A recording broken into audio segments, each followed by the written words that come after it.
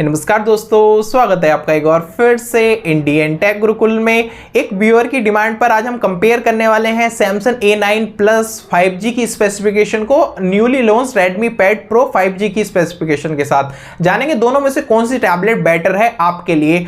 सो mistake मत करना, बिना देर के वीडियो को स्टार्ट करते हैं। सो दोस्तों शुरुआत करते हैं सबसे पहले यहाँ पर Redmi Pad Pro 5G की डिस्प्ले से। तो यहाँ पर आपको 12.1 इंचेस की एक 120 हर्ट्ज रिफ्रेश रेट वाली डिस्प्ले देखने को मिल जाती है, जो कि 600 नीट्स की पीक ब्राइटनेस के साथ आपको देखने को मिलती है।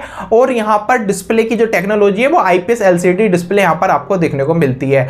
वहीं यहां पर बात करें सैमसंग A9 प्लस की, तो वहां पर आपको 11 इंचेस की डिस्प्ले देखने को मिलती है, जो कि 90 हर्ट्ज का रिफ्रेश रेट सपोर्ट करती है। और वहां पर आपको TFT टेक्नोलॉजी देखने को मिल जाती है।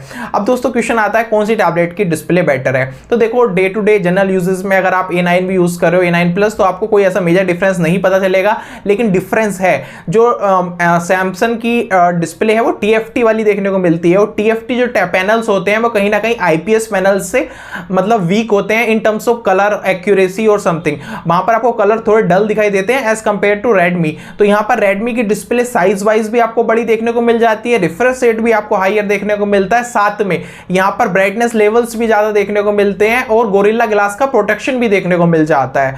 तो ये कुछ 3-4 फैक्टर्स हैं जो कि कहीं ना कहीं यहां पर Redmi Pad Pro की डिस्प्ले को बेटर साबित करते हैं। बाकी आप चाहे कुछ भी कह ले, नहीं सैमसंग के अंदर ये होता है वो होता है, लेकिन जो स्पेक्स हैं, जो फैक्ट्स हैं, वो यही है कि Redmi Pad Pro 5G की डिस्प्ले जो है वो बेटर देखने को मिल जाती है।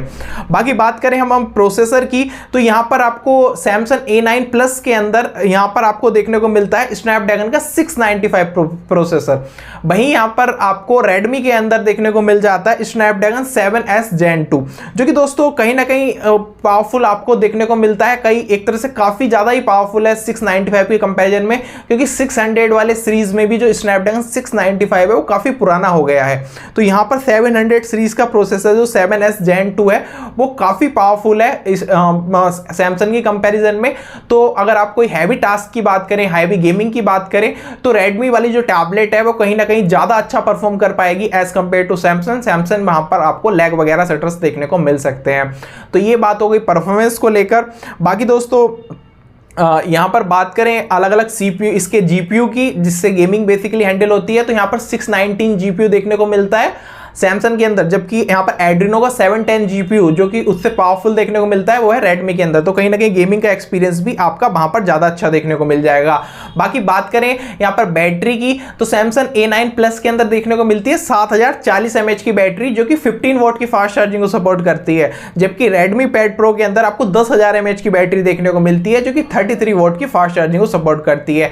तो बेसिकली डिस्प्ले के हिसाब से देखा जाए तो बैटरी बैकअप तो ऑलमोस्ट सिमिलर सा ही होगा दोनों ही टैबलेट्स में, लेकिन कहीं ना कहीं जो बैटरी है और फास्ट चार्जिंग है वो आपको एक्स्ट्रा तो देखने को मिलती है Redmi Pad Pro 5G के अंदर। बाकी इसके अलावा दोस्तों कैमरास की बात करें तो रियर कैमरा यहां पर 8 मेगापिक्सल का देखने को मिल जाता है दोनों ही टैबलेट्स में, विच इज नॉट, मैं जो कि मतलब कंपैरिजन के लिए कंसीडर भी करता हूं, क्योंकि यहां पर कैमरास दोस्तों बेसिक तो टैबलेट में देखने को मिल ही जाते हैं, तो बहुत ज्यादा कोई मैटर भी नहीं करते। तो इस टाइप से यहां पर कैमरास देखने को मिलते हैं। बाकी यहां पर सैमसंग A9 टैबलेट के अंदर आपको अच्छे खासे speakers, Dolby Atmos, surround sound के साथ देखने को मिलते हैं। ऐसे ही यहां पर Redmi Pad Pro के अंदर आपको 4 स्पीकर्स देखने को मिल जाते हैं, जो कि Dolby Atmos high race audio को सपोर्ट करते हैं। तो स्पीकर्स की क्वालिटी दोनों ही टैबलेट्स में काफी अच्छी देखने को मिल जाएगी, ऐसे आपको कोई प्रॉब्लम नहीं आने वाली है। बाकी दोस्तों बात करें कुछ और चीजों की, तो यहां पर रैम एंड स्टोरेज कंपेयर कर लेते हैं। तो यहां पर 4GB 64GB का बेसिक वेरिएंट देखने को मिलता है, जबकि Redmi के अंदर आपको 6GB 128GB का बेसिक स्टोरेज वेरिएंट देखने को मिल जाता है। तो इस टाइप से यहां पर स्टोरेज वेरिएंट की कंपैरिजन हो गई है। अब फाइनली यहां पर हम कंपेयर करते हैं दोस्तों इनके बेसिकली इनका पूरा का पूरा जिससे आप वाईफाई वगैरह कैसा देखने को मिलता है वो सब चीजें यहां पर देख लेते हैं। तो दोनों ही टैबलेट्स के अंदर कनेक्टिविटी ऑप्शंस में सबसे पहले वाईफाई देखने को मिलता है, ड्यूअल बैंड दोनों ही टैबलेट्स में देखने को मिल जाता है, तो कोई इशू नहीं है। कोई भी वाईफाई, कोई भी टैबलेट हो, अच्छा इंटरनेट वाईफाई के ऊपर देखने को मिलेगा। ब्लूटूथ का वर्जन में भी आपको 5.0 वाले ही सारे ब्लूटूथ है, तो 2 डिवाइस एक टाइम पर आप कनेक्ट कर पाओगे। इसके अलावा USB के वर्जन कंपेयर करें तो USB 2.0 देखने को मिलता है दोनों ही टैबलेट्स में। तो टाइप सी पोर्ट देखने को मिलता है, जिसके थ्रू आप अलग अलग OTG वाली एसेसरीज, माउस, कीबोर्ड वगैरह भी OTG के थ्रू कनेक्ट कर सकते हो।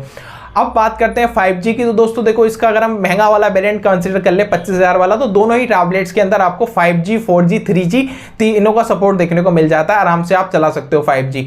बाकी यहाँ पर आपको ऑलमोस्ट कनेक्टिविटी ऑप्शंस सिमिलर देखने को मिल जाते हैं।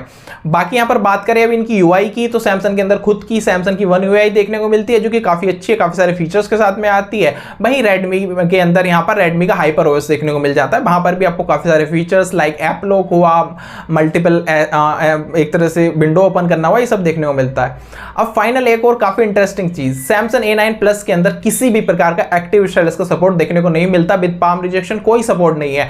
जबकि रेडमी पैड प्रो के अंदर बेसिकली एक्टिव पेन का सपोर्ट देखने को मिलता है विद पाम रिजेक्शन। तो यहाँ पर ये काफ़ी बड़ा एडवांटेज है रेडमी के साथ। वहीं यहाँ पर कीबोर्ड का सपोर्ट भी देखने को मिल जाता है रेडमी पैड प्रो के अंदर, जबकि यहाँ पर सैमसंग A9 का कोई ऐसा ऑफिशियल कीबोर्ड नहीं आता, थर्ड पार्टी वाला लगा लो तो अलग बात है, बाकी यहाँ पर ऐसा कोई कीबोर्ड देखने को नहीं मिलता। तो ये कंप्लीट कंपैरिजन हो गई है। और दोनों की प्राइसिंग की बात करूं तो मोस्ट ऑफ 5G वाला वेरिएंट 25,000 में देखने को मिल जाता है दोनों ही टैबलेट्स का। तो कौन सी टैबलेट आपके लिए बेटर है? तो अब तक आपको इतनी सारी बातें सुन के समझ आ ही गया होगा, Redmi Pad Pro 5G is far far better.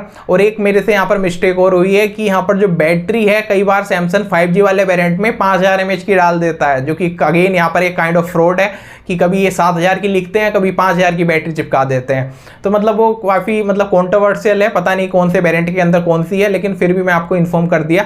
तो अब फाइनल कंक्लूजन की बात आती है कि यहाँ पर Redmi Pad Pro 5G के अंदर क्या क्या एडवांटेज है। सबसे पहले तो एक्टिव पेन का एक्स्ट्रा सपोर्ट देखने को मिलता है, दूसरा यहाँ पर कीबोर्ड का सपोर्ट देखने को मिल जाता है, तीसरा डिस्प्ले बैटरी देखने को मिलती है, फोर्थ यहाँ पर प्रोसेसर बैटरी देखने को मिलता है, 5 यहाँ पर ओवरऑल बिल्ड और इसका जो डिज़ाइन वगैरह है कहीं ना कहीं सैमसंग से काफ़ी ज़्यादा रिफ्रेशिंग है।